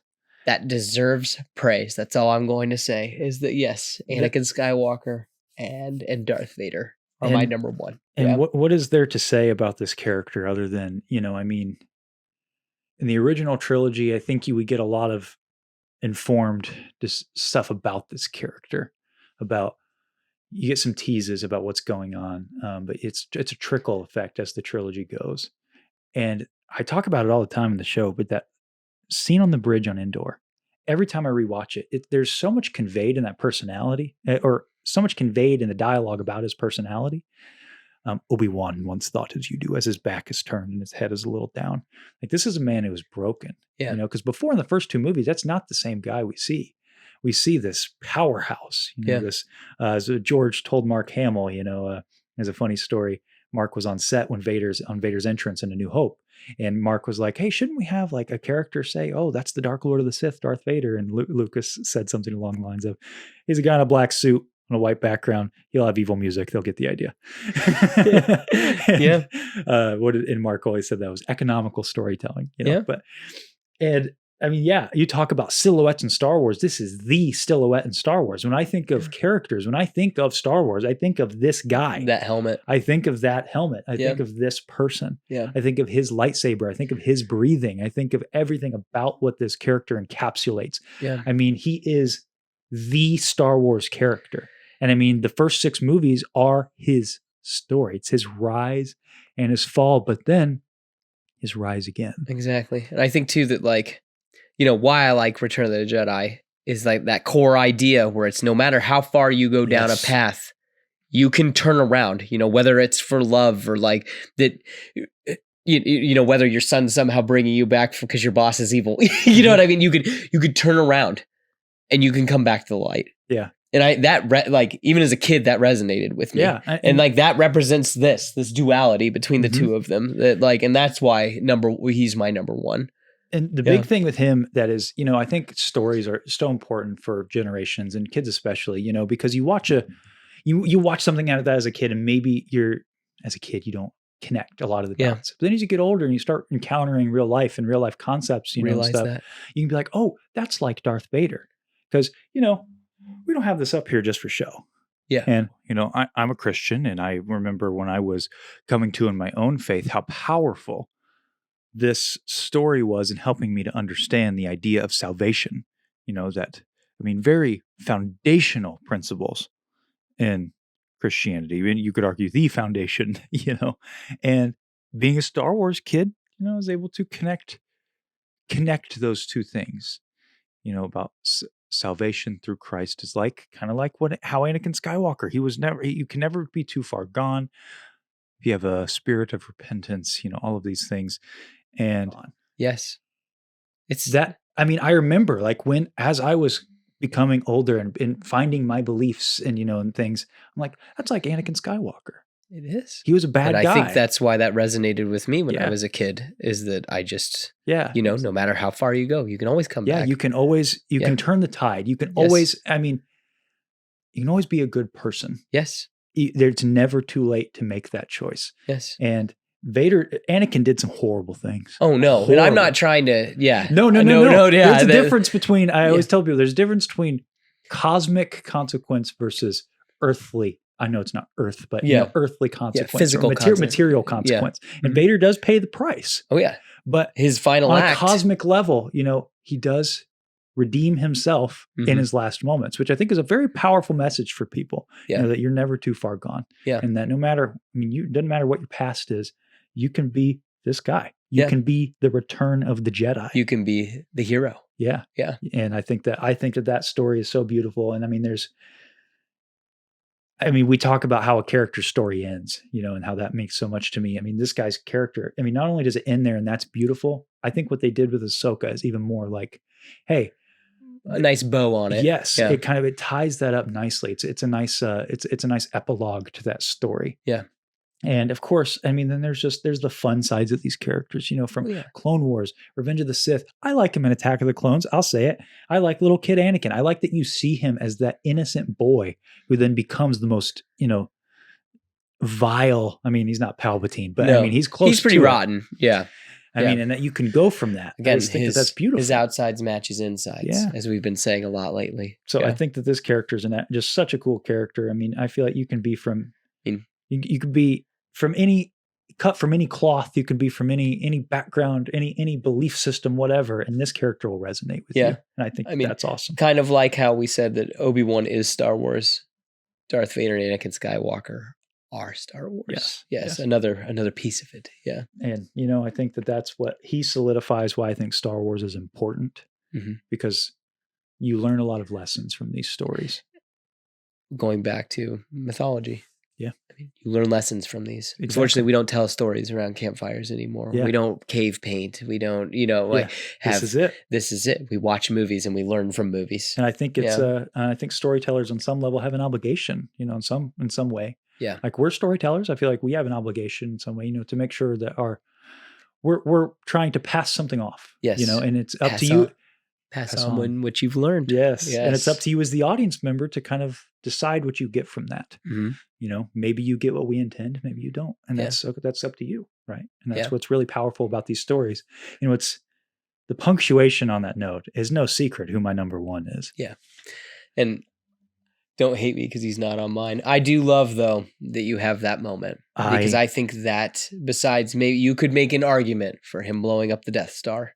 You could make an argument, but I think that this is the Luke Skywalker moment. Yes. There's a guy on YouTube. His name is So Uncivilized. And he made what is, in my opinion, the greatest video essay of all time. It's a tall claim. There's a lot of video essays out there. Yeah. And it's called The Importance of Luke Skywalker. I'm going to put it in the description of the video. I highly recommend everybody watch that because a lot of my ideas are kind of echoed from him. Luke Skywalker as a character, as an archetype, we just talked about the importance of telling stories. And in modern Western media, the hero has become something kind of different from the traditional hero. Like he's someone who gets what he wants. He gets the girl, you know, it's all that stuff. It's all these cliche things, you know, you've seen a million times. Pulls the sword from the stone, the King Arthur type, you know, right?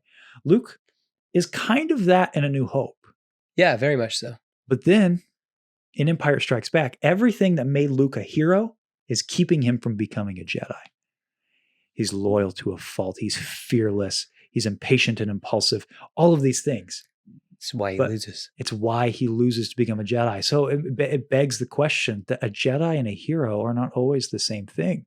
And a hero or a Jedi has to face his doom, you know, and the idea that Luke throughout this, what does he say right to Obi-Wan, right? When he finds Uncle Owen and Aunt Beru dead at the Lars homestead, he tells him, you know, I'm ready to learn the ways of the Force and become a Jedi like my father. And then in the next movie, the reveal of I am your father is him. Oh my gosh, that's what I've been doing this whole time. Because we didn't know what Sith were at the time. Darth Vader was a Jedi. Yeah. That's even what Obi-Wan told him. Dark Jedi, yeah. Yeah, a young Jedi named Darth Vader betrayed and murdered your father. And like he sees him as like, this is the lesson from the cave. This is what I didn't learn. Yeah. This is what I've been doing. And so then in the next movie, you see that we talked about this a couple weeks ago with Luke coming into Jabba's palace. He's dressed in black. He's force choking the Gamorrean guards. Well, I mean, it's like, what about what precurses that? He looks at Vader's hand, and then he hears his hand. He is becoming him. Well, that's at the very end of the movie. Yeah, yes. I know. Yeah. And that at the very end of the movie, yes. What does the hero do? The hero does not pull the sword from the stone and vanquish the evil sorcerer, the archetype of the dark side, the avatar of the dark side, if you will. No, he closes his lightsaber. He throws it away and realizes the only way to become a Jedi is to throw his weapon down. And really, he must become a Jedi like his father before him, so that his father can become a Jedi like his son after him. And I think that that is the punctuation on this character in Star Wars as a whole that is Warrior. Very important. Martyr. Just as important. Like, it's just like, it's wild to think about that. It's like, we, Anakin versus Luke, who wins in a fight? And it's like, they're powerful in different ways. Mhm. Yes, I think that Anakin episode 3 would destroy Luke from episode 6, but it's not that though. Luke's powerful in a completely different way. Yeah. Is that he's willing to sacrifice himself to save those that he loves. Yeah, and Luke showed that you can, like, it wasn't about the attachments. Yoda got it wrong. So did Obi-Wan. Like, it was about being selfless and truly being selfless. Yeah. And I, again, will stand by this also in the sequel trilogy. My second favorite scene, which is also from that same movie, him fighting Kylo Ren. I mean, that is him learning everything. He does not pick up his weapon again. Not really. No. He's projecting himself. A beautiful distraction. Yes. Yeah. Just to save his friends again. To give them a chance. And I think that Luke is the ultimate hero in that way. I think he is the hero. And I think that he is, but he's also not, he's not a character that's easily replicated. Yeah. That, like, he's not a Jedi either. It's interesting.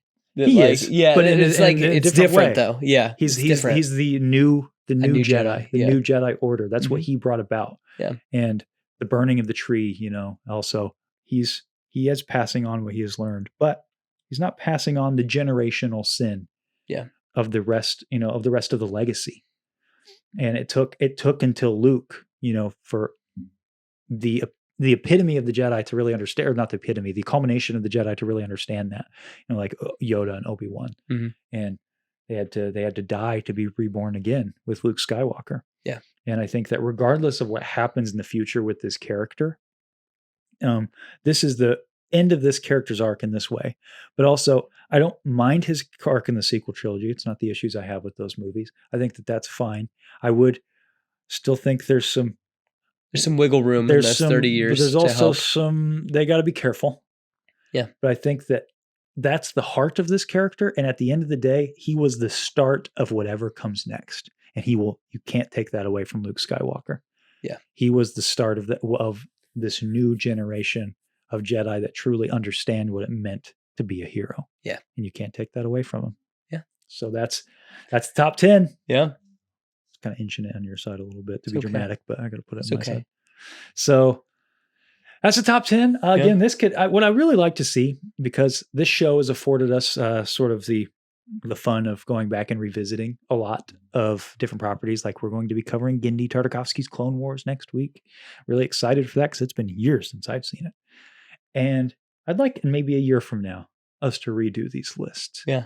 And see if they changed after revisiting and going deep, because after I was really thinking about it, like he was probably a lot farther down.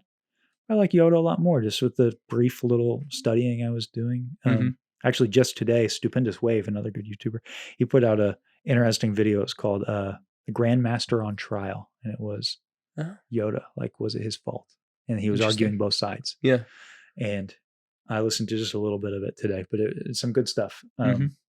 Yeah. So I'd love to revisit this and see where we come away with. And maybe none of these guys are on these lists anymore. That'd be wild. Yeah. Yeah. So I say let's, before we move on to the fan segment with the comments, because we got a lot of really fun questions. I mentioned about this guy earlier, about Grand Admiral Thrawn, about reading the Heir to the Empire books. And, I haven't read them in quite a few weeks, but I've been reading something else for the past few weeks. Yeah. Have you ever heard the tragedy of Darth Plagueis the Wise. I thought not. It's not a story the Jedi would tell you. But it is a story the Tales from the Archives would tell you. What's that? And that's because Seth and I, Beyond the Dune Sea, we're teaming up with MortisFM, DiamondFigs, and Star Wars Sith 66 for a joint sort of book club effort. We joined a book club. Yeah. And we're going to be streaming once a month, multi-streaming on all of our channels, covering these books. So the first one is the Plagueis book, the Legends book. We're going to be covering that. Our first stream is next week, next Friday. So right after you're done tuning into the show, tune into the live stream. What? First 3 chapters. Yes, the first 3 chapters. Yes. We're covering the first 3 chapters. It's just kind of a prologue. We're just dipping our toes in, kind of introducing everybody to it. But hey, it's just an opportunity. If you've ever wanted to read these stories, I know I have. This is an excuse. Tag along with us. Read these stories. Catch up with us. Join the live streams. Put your own thoughts in there. We're going to be just riffing, having a good time. It's basically going to be like a more casual version of this, but with the other dudes. And just guys being dudes talking about Star Wars. Guys being dudes. And it's going to be a blast. Seriously. Tune into that next week, December 1st, 5 p.m. EST. On all of our channels. So you don't have to necessarily tune into our channel, but tune into one of the 4 of us. And it's going to be a great time. I'm really looking forward to it. I'm just really looking forward to reading the book, to be honest with you. That's going to be awesome. You gotta catch up. I have. I told you I've been reading. Have you? I've been dabbling. Been dabbling. How far are you? It's none of your business where I'm at. We'll talk about it next Friday. All right. keep it in the bag. Okay, we're moving on to the fan questions. Fan questions. We got some fun ones this week. Okay. Jeremy Bloor. Jeremy, listen, this isn't a question, but I'll read it anyway because I like you because you're a cool dude. Mando is easily number 1, but followed closely by Maul. He's the best written character in Star Wars because I put in the prompt. Hey, by the way, if you want to get involved in fan questions, I post them whenever we record. It's usually on a Monday or a Wednesday. It's usually on Wednesday, but lately it's been on Mondays on our Instagram page at Beyond the Dune Sea. So this was in reference to, I mentioned we were doing our top 10s today. Yeah. So he says Mando is easily number 1, followed closely by Maul. Hey, he was on our list. Maul wasn't. He almost was on my list. I was really between him and Kylo Ren. I almost swapped him out. Yeah, we talked about that. So, yeah. Yep. Marshall McElhaney, favorite droid, and everyone knows it's K2SO because Rogue One and Andor are S tier. We've been getting some heat for that ranking on our tier list, my friend. It's just our opinion, guys. K2SO? I think he's cool. Huang's better. Yeah. Yeah? Well, he's better. Yeah, I mean, R2 and C-3PO are definitely better than K2SO. But yeah. But yeah, you Rogue One guys. You guys are weird. Yeah, I was going to say, my goodness. I'm kidding. No, I'm glad you guys like it. I'm glad it's your Star Wars. It's just not ours. Hey, maybe when we revisit on the show, we'll change our opinion. Yes. J_Williamson94. He's sorry, I was reading his first message first.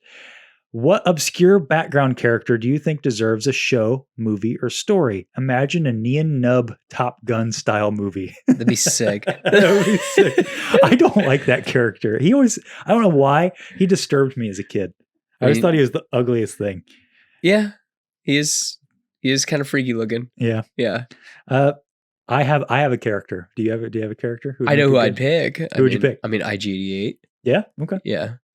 Yeah. Jackson the Rabbit. I was thinking about this earlier. I'm like, is there a character? Do I have my weird character? That's it. Jackson the Rabbit. I'll put a picture up on screen. That's the character I want. I want a Disney Plus show. I want a trilogy of movies. I would like a whole new run of comics by Charles Soule, please.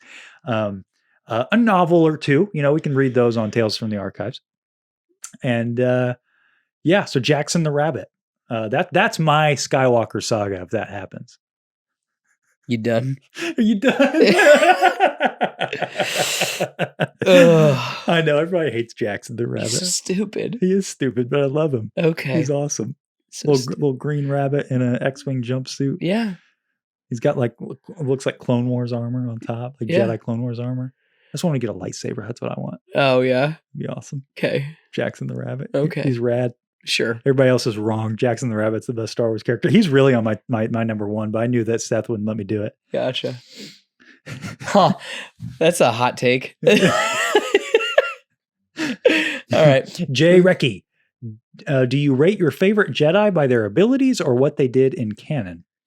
I'm not sure I understand this question. Are you asking by Like, I their think just abilities and power, like power legends? scaling, or is it like by, what they did in the story? I do not. I rate my favorite Jedi by their character.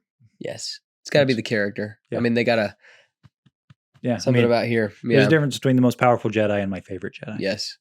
Anyway, Alec_Beard says, who is your number one pick and why is it Kit Fisto? Well, my number one's Luke. His number one is Anakin/Vader.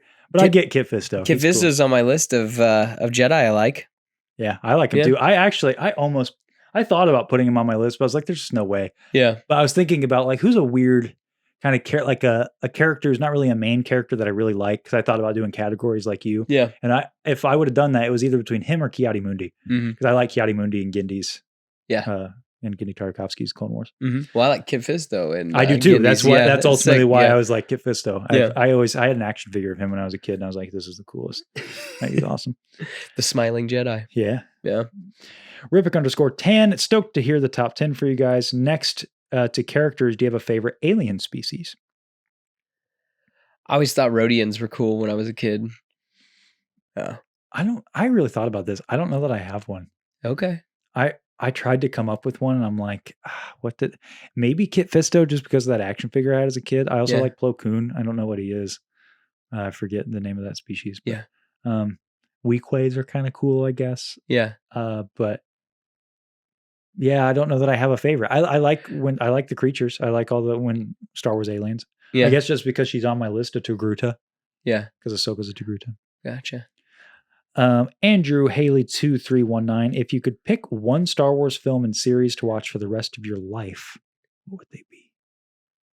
So I only get one forever? Yeah. You only get one of each. A movie and a show. A movie and a show. Well, then I think that I have to pick A New Hope, don't I? Because it's the only one that like is the one movie that can stand alone. Yeah. I thought about that too. I mean, Jedi is my favorite movie, but at the same time, I think I would have to go. That would be tough. Rots, just because Revenge of the Sith, because I think that I would have the most fun rewatching that movie over and over again. You just pop it in and let it go. It is sad. Yeah. But again, what makes it different, is like, A New Hope is born. Yeah. At the end of it. Yeah. So I'd probably pick that for show. Clone Wars, just because of the breadth of content you get. Yes.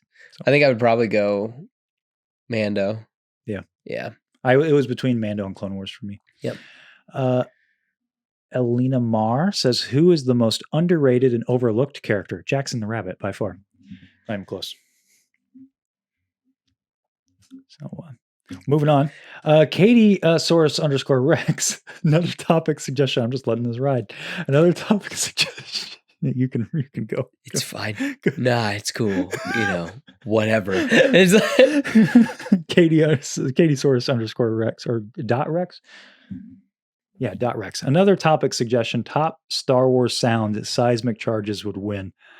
I still am embarrassed by my missing this question. You didn't know that on the trivia. Dude, what a fake fan I am. I can't believe that. I was like, when I was editing that, I thought about cutting it out, but I'm like, no, that's disingenuous. I can't.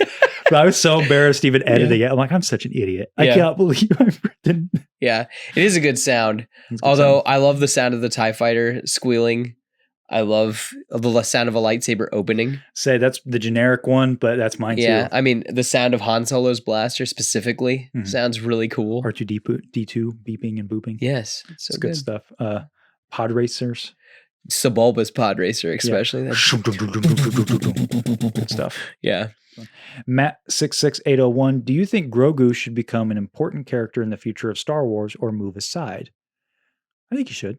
I think he should, yes. Yeah. It's just a question of what kind of character he'll become. Yes. But yeah, I definitely think he should be. I mean, they set him up. He's getting close to talking. Yeah. It's going to happen. And Chris Pratt's going to voice him.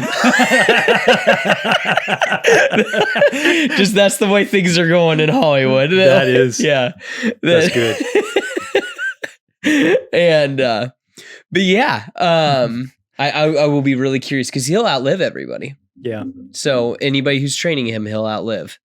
It's really interesting. What? The idea of Chris Pratt. Yeah, like, you just think, Tatooine, here we come. So good. That's so funny. And this is a good one to end on. Yeah. Star Wars Sith 66, part of the Tales from the Archives crew here. Tony, is Qui-Gon in Seth's top 10? Also, why does he hate Qui-Gon? Hate leads to suffering. It does. Oh, it's not. Okay. So you talked about Jackson the Rabbit. I'll talk really quick. The whole thing is, I think that like, I just don't really like the concept of a gray Jedi. I don't think he's a gray Jedi. I mean, he's kind of doing his own gray thing. Jedi kind of dabbles in the dark side and they're in the middle. I don't think he's that. He's like, We don't know. I just trust in the Force. Exactly. He just trusts in the Force. I think it's just that like, I think Qui-Gon saw through the lies of the Jedi. Saw through the dogmatic views of the Jedi. Yes. I mean, but Yeah. in all seriousness, like we were talking about what Luke becomes, you know, he like becomes a new type of Jedi. I think Qui-Gon is the precursor to that. He kind of, okay, here it is.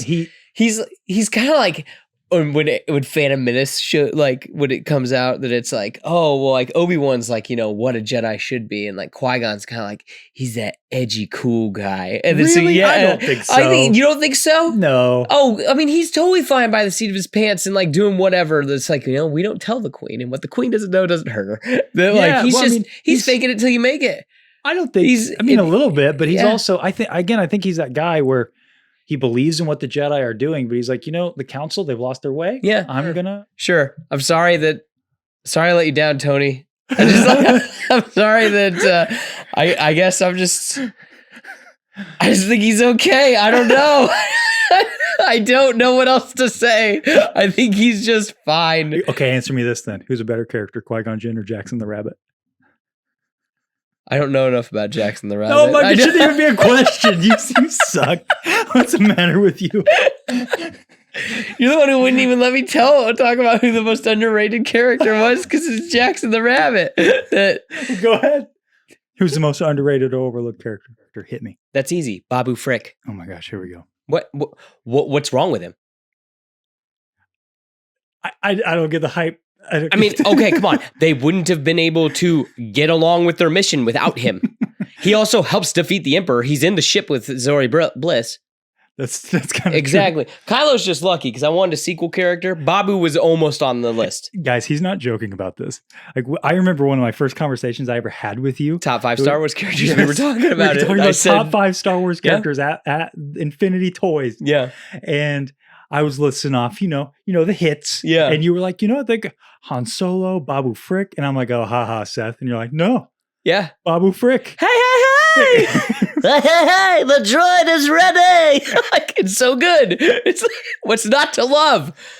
That's so goofy. I am surprised he wasn't on your list. Yeah. I was expecting it. You know, gotta keep you guessing, you know? He made the commercial though. He did. Which, hey, you know, while we're talking about the intro, shout out to Infinity Toys, by the way.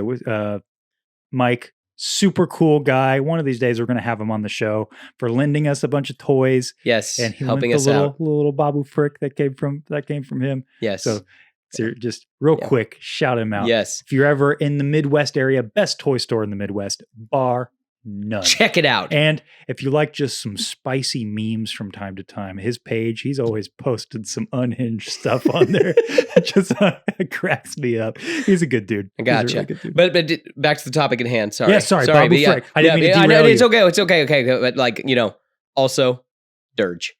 Yeah, he's cool. Dirge is super cool. He's the other one. And we will talk about him next week. Next week on Beyond the Dune Sea. Yeah. We're talking about Genndy Tartakovsky's Clone Wars once again. I know it's like we're a broken record every week, but guys, wild the support. Thank you so much. So next week, we're talking about Genndy Tartakovsky's Clone Wars Volume 1. Next week will be Volume 2. The following week. Yeah. Yes. And then right after our show next week, tune into Tales from the Archives. We're going to be going live. It's going to be a lot of fun. Hope you guys had a good Thanksgiving. Hope you guys have a good rest of your holiday weekend. We will see you guys beyond the Dune Sea.